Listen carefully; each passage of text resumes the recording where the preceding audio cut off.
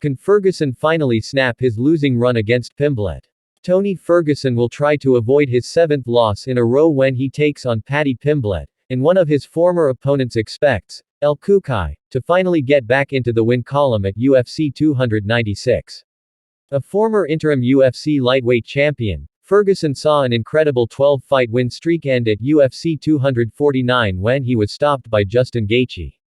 That result kicked off what has now become a run of 6 losses where the 39-year-old has been stopped 4 times.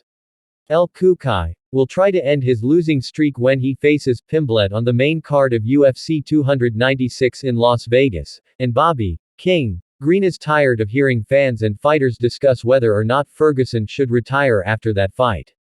Everybody's telling him to retire and stuff. He'll retire when he wants to retire. Don't let nobody tell you different, Green told the Schmo. I've fought Tony, so I know what I was dealing with in there. And that whole entire time, even though I was kicking his Tony was never giving up. He was never gonna quit, he was never gonna break. Green was Ferguson's most recent opponent when the pair met at UFC 291 in July, and that fight saw King hand the former interim champion his 2nd submission loss in a row when he locked up an arm triangle choke late in the 3rd round.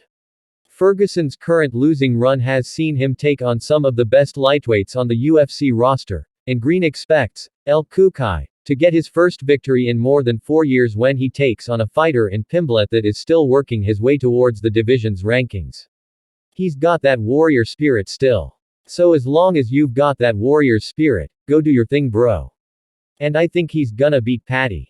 Although it wasn't quite as lengthy as Ferguson's current losing streak, Green's victory over the former interim lightweight champion did get the 37-year-old back into the win column after he had suffered back-to-back losses and saw an April matchup with Jared Gordon end in a no contest.